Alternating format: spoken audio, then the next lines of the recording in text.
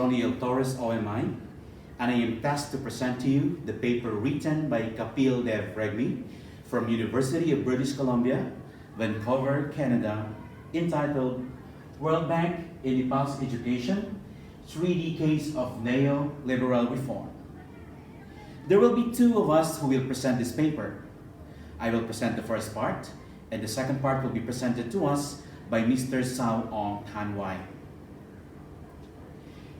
This paper critically analyzes key educational policy documents produced by the World Bank mainly from the mid-1980s to 2010 with regards to implementing major educational projects in Nepal. The paper explores how a small Himalayan nation with per capita income of about $730 that was in 2014 plunged into neoliberal world order during the early 1980s. Let me begin by elucidating briefly on what World Bank is and how it plays a very important role in the 3 decades of Nepal's neoliberal reform, especially on the area of education. The World Bank is an international financial institution that provides loans and grants to the governments of poorer countries for the purpose of pursuing capital projects. It comprises two institutions, namely the International Bank for Reconstruction and Development and the International Development Association. The International Bank for Reconstruction and Development, or IBRD, lends to governments of middle-income and credit-worthy low-income countries, while the International Development Association, or IDA, provides interest-free loans called credits and grants to government of the poorest countries. Since the late 1960s, during the presidential tenure of Robert McNamara, in 1968 to 1981, the bank started lending on social sectors, including education.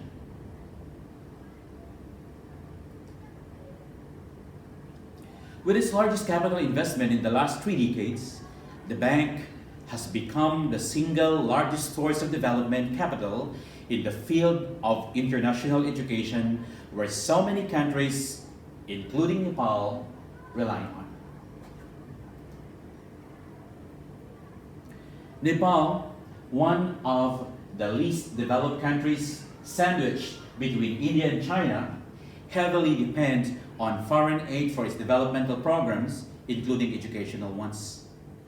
Nepal is facing several challenges such as post-conflict recovery, economic vulnerability, illiteracy, poverty, and recovery from 2015 earthquake. And since it became a member of the World Bank in 1961, the country has been receiving loans from the bank for its several development projects. Through its history, Nepal has suffered from several problems such as social inequality, rampant corruption, political instability, among others. And according to its official website, as of March 2014, the bank has 20 active projects in Nepal with a net commitment of about $1.506 billion US dollars. The educational projects launched in Nepal between the 1980s and 2000s with bank fundings are number one, the primary education project. It was launched in 1984, between 1984 to 1992. The number two, basic and primary education project in 1992 to 1999. The secondary education support project in 1992 to 2000. Basic and primary education project 2 in 1999 and 2003. And community school support project, or the CSSP, in 2003 to 2008. The bank also loaned $60 million US dollars for the second higher education project in 2007 to 2014, and in February 2015, it approved 65 million US dollar credit loan for another project called Nepal Higher Education Reform Project that was in 2015 and is going to be completed in 2020. This paper focuses on the World Bank's funded projects related to primary and secondary education in Nepal. It analyzes key policy documents associated with those educational projects. These documents are World Bank policy project documents in the years 1980, 1984, 1993, 1994, 2001, 2003, and 2010. Some of the scholarly publications, like that of Batha in 2011, Cadell in 2007, Carney in 2003, Carney and Bista in 2009, Edwards in 2011, that focus on Nepal's educational development have highlighted some limitation of banks' approaches, especially in understanding in contextual realities while making some policy recommendations. Because, of course, the World Bank is located in Washington, D.C. So they, according to the scholars, they considered contextual realities while making some policy recommendations. Carney and Bista in 2009, as well as Carney in 2003, who studied donor initiative for increasing community participation in school management in Nepal, found that this initiative in Nepal manifests an act of global policy convergence in the field of education. There is a limited literature on how Nepal's educational policies and practices are guided by some neoliberal assumptions embedded into the key policy documents produced by the World Bank as a major actor, and how those assumptions have been dominant in shaping educational policies and practices of Nepal.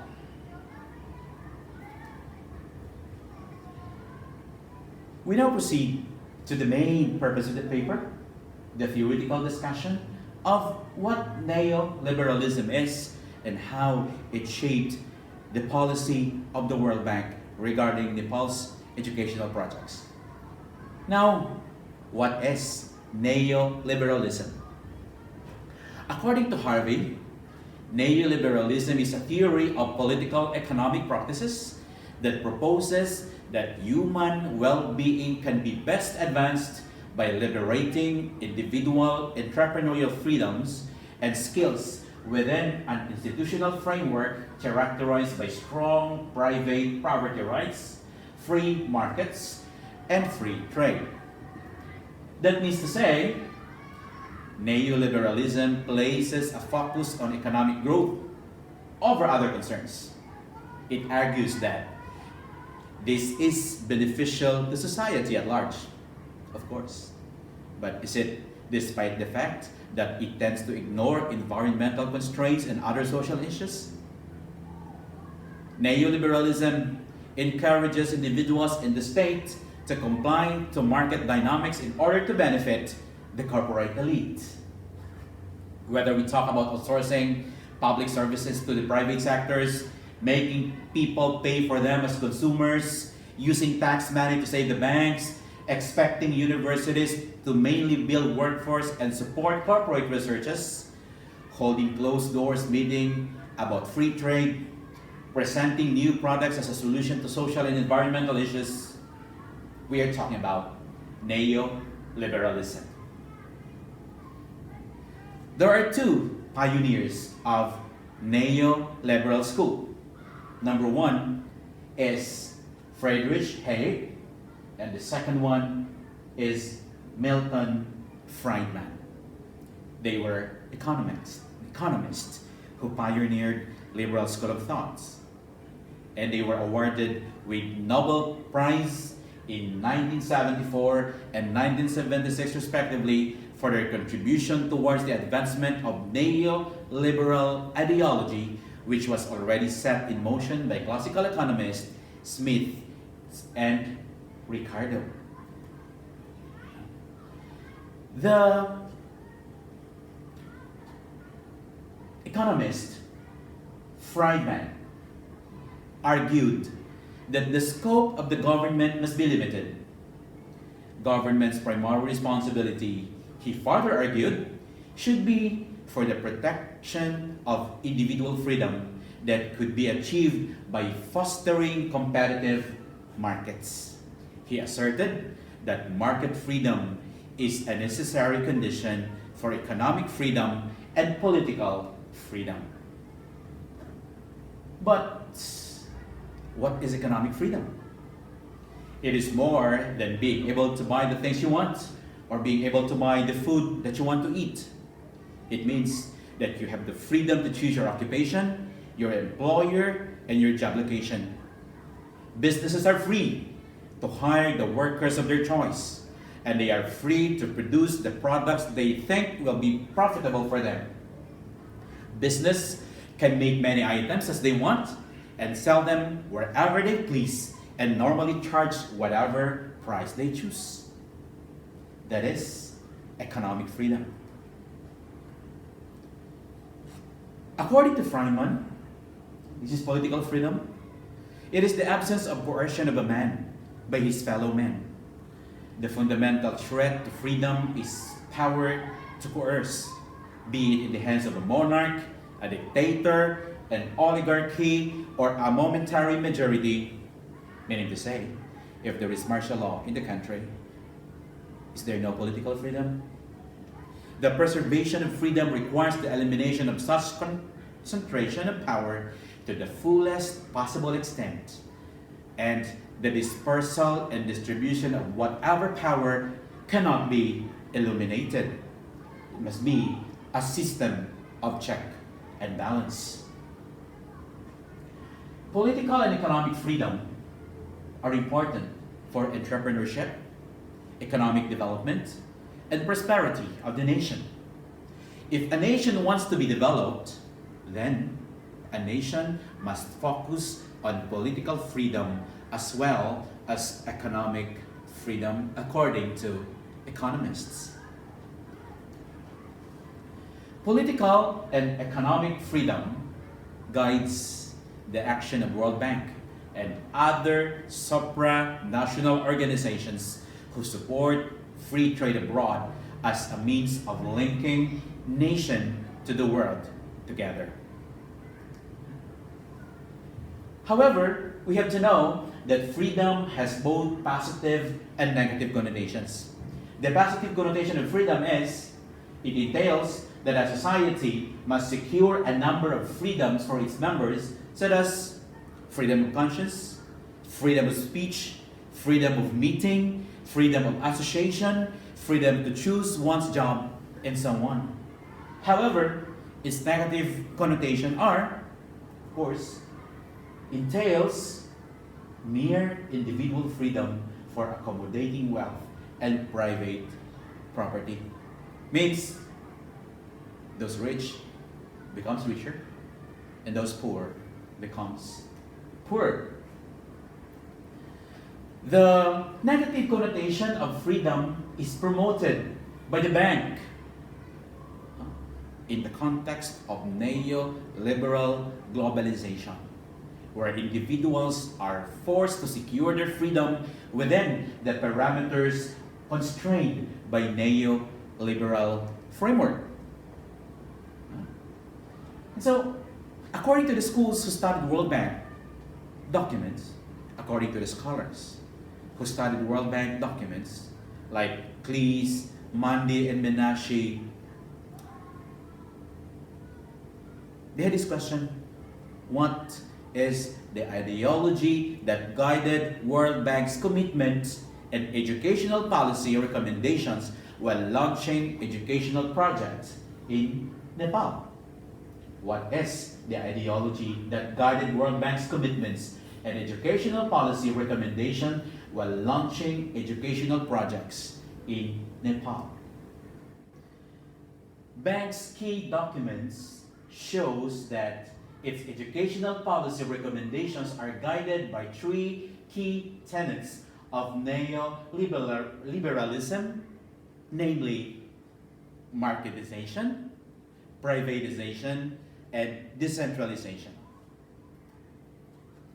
In the context of World Bank's education project in Nepal, marketization refers to the integration of competition and price mechanism into public service with a notion that free market will remain a balance between demand and supply in education, hence encourages both national and international investors to extend their business in education, providing parents with more choices in selecting schools for enrolling their children. More schools, more options. That's the number one tenet. The second key tenet of the World Bank's document that guides the implementation of projects in Nepal is privatization. Privatization is the transfer of a business, industry, or service from public to private ownership and control. The most dramatic type of marketization is privatization. Privatization occurs when the state completely abandons the production of a good or the provision of the service by handing it over to the private sector. For example, energy. The Department of Energy in the Philippines is now handed to the different cooperatives. According to this paper, the most powerful strategy for promoting privatization in education is associated with a tendency of comparing private and public schools in terms of standardized test results. The idea whether private or public schools perform better has a historical roots in the West. That's why there was a study conducted by Coleman and his colleagues in the early 1980s in the US, which found that the performance of private school students are better than that of public school students.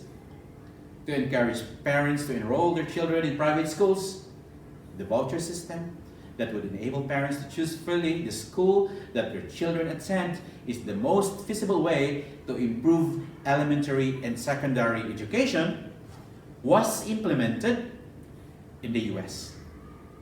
However, the World Bank took this finding from the US and tried to implement in developing countries, including Nepal, which have totally different contextual realities. That was the second tenet. The third tenet is decentralization. Decentralization is the transfer of authority and responsibility for governance and public service delivery from a higher to a lower level of government. It is actually good, but the way that the bank has conceived this notion is part of the neoliberal ideology and not part simply of an effort to free the educational system from political control, as the World Bank claims. Once again, the bank's key documents shows that its educational policy recommendations are guided by the three key tenets of neoliberalism, namely marketization, privatization, and decentralization. The World Bank, as I have mentioned a while ago, has been one of the key financial institutions providing grants and loans to economically challenged countries like Nepal. Nepal became the member of the World Bank after signing articles of agreement of the International Bank for Reconstruction and Development, IBRD, in September 1961. And these are the projects that launched by the World Bank in Nepal between the 1980s and 2000 with banks funding.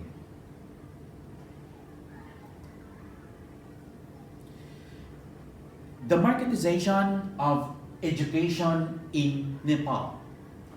Primary education projects which was launched in 1994, in between 1984 and 1992, was funded by the International Development Association, or IDA, with a credit loan of 12.78 million US dollars and an additional 1.7 million US dollars, which was supported by UNICEF as assistance, with strict conditions and obligations as government commitment underscore. Government commitment underscore. This project only covers 6 out of 75 districts of Nepal, but the project recommendation report in 1984 stipulates that almost all recommendations of the bank are linked with Nepal's debt repayment obligation. To fulfill the conditionalities on which the future loans would depend will also depend on the recommendations set by the World Bank. Besides key conditionalities explicitly written in Annex 3 of the 1984 World Bank report, the bank recommended for changing national policies. They even recommend for changing educational national policies that requires cutting government spending on public services such as health and education. Those recommendations were justified as basic conditions for boosting national economic growth so as to enable Nepal to pay back its debt. The justification for economic growth through marketization was repeated in another report published in 2001. In that report, the bank reiterated that Nepal's slow economic growth and high population growth have combined to reduce the rate of per capita income growth to the lowest in the region, since nearly half of Nepal's population remains below poverty line.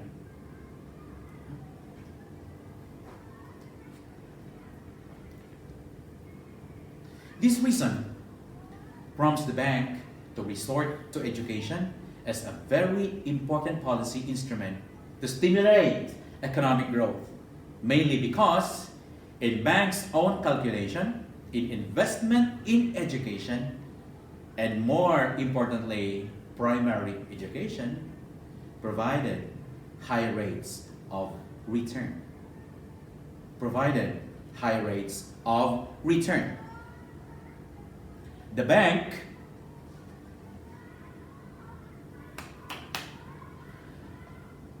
asserted that investment in education is a must for moving traditional Nepalese societies towards modernity. And in the report of the World Bank in 1984, it says that the bank also has developed a comparative advantage over the years in primary education, and our intervention in Nepal will benefit from previous field experience.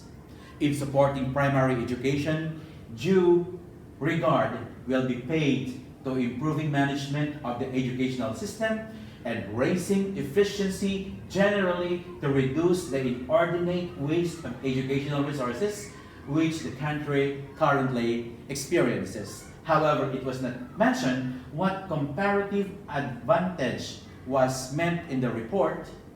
What is it really? The theory of comparative advantages. It's the definition. A comparative advantage exists when one party can produce a good or service at a lower opportunity cost than another party. So basically, that is what they refer to, comparative advantage over the years, meaning to say there are already many educational institutions coming to Nepal to invest on education.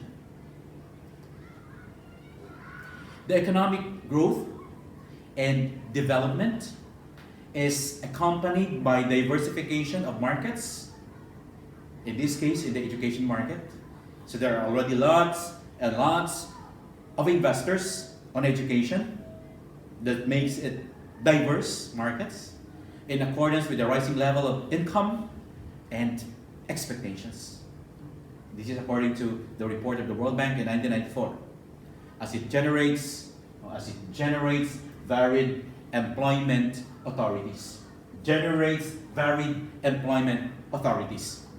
However, according to Carney and Vista, the master plan, GON in 1991, which was prepared with an active involvement of the bank, took education not as a social service or fundamental human rights, but as an investment that they should get returns.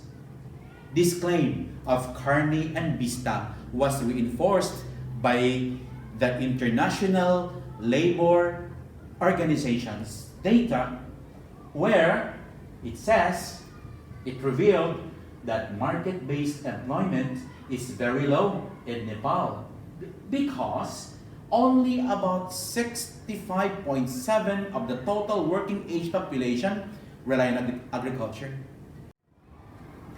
With the World Bank's thrust to end extreme poverty within a generation and boost shared prosperity.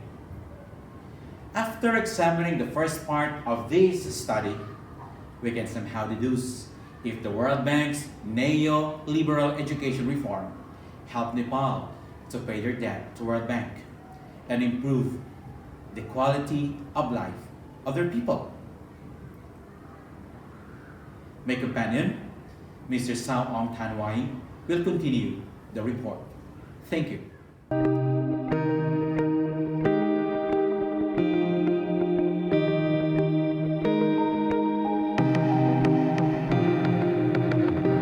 Privatization of education in Nepal started in year 2001.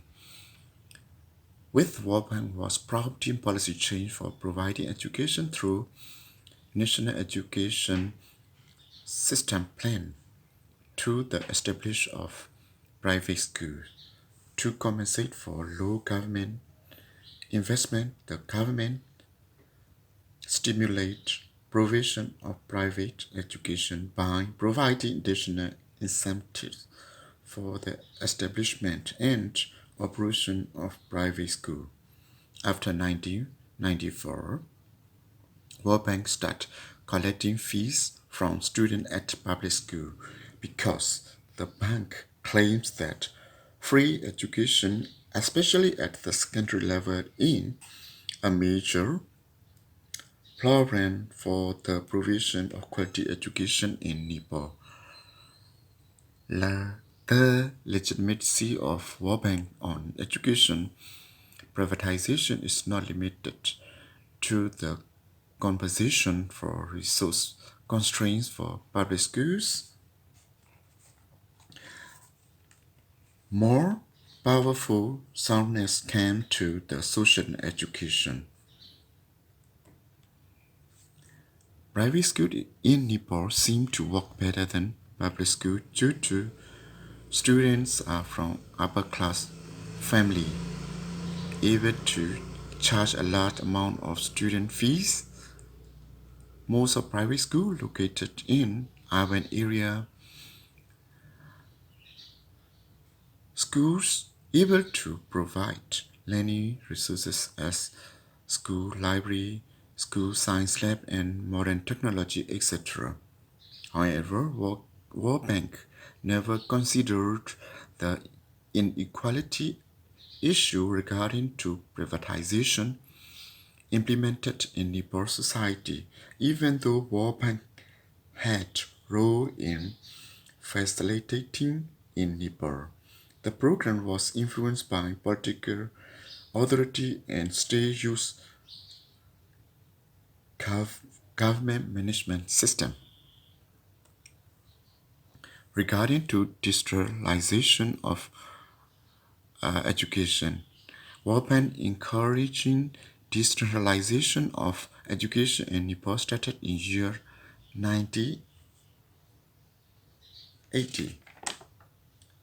According to the recommendation of study improving efficiency of education system.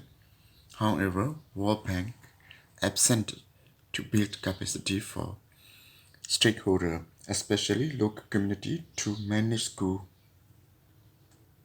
but just promoting it rhetoric toward community empowerment.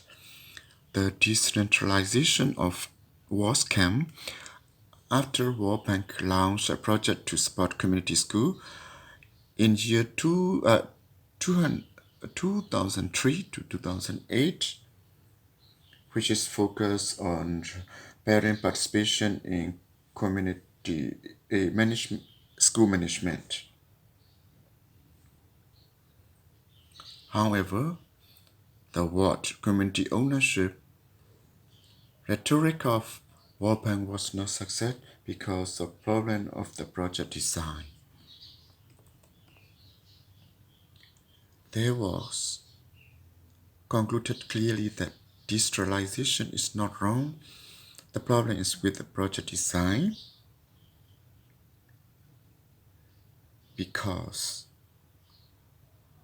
poor and illiterate people which cannot use complex schemes created by Worldbank. The community people were not only being poor and but also uneducated and still do not know about their right.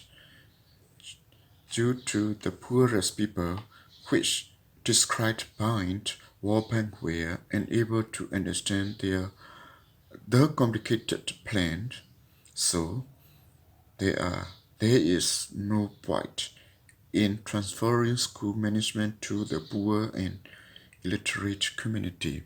Therefore, Worldbank decentralization program in Nepal is only rhetoric.